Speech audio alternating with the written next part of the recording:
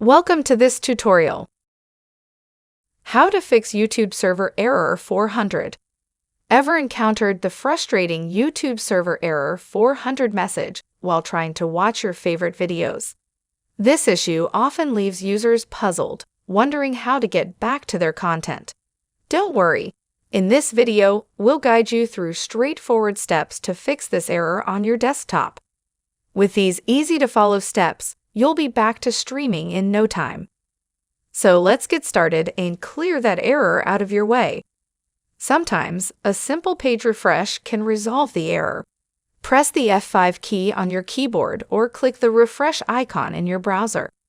This action reloads the page and might fix the issue immediately. Old data in your browser can cause errors. Click on the three vertical dots of the menu at the top right on your Chrome web browser. Click on the Delete Browsing Data from the menu list. In the Basic tab, select the checkbox of Cookies and Other Site Data, and then select the checkbox of Cached Images and Files. Click on the Delete button. A weak or unstable connection might trigger errors. Ensure your internet connection is stable and strong. Sometimes, extensions or plugins interfere with YouTube.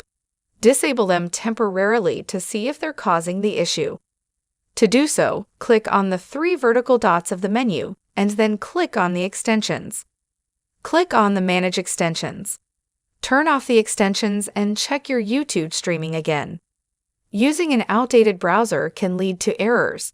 Check if there are any updates available for your browser. If the error persists, try accessing YouTube through a different browser. Sometimes switching from Chrome to Microsoft Edge or Firefox or vice versa can bypass the issue. By following these steps, you should be able to resolve the YouTube server error 400 and get back to enjoying your videos. Wasn't that helpful? Thanks for watching. Please like and subscribe to our channel and press the bell icon to get new video updates.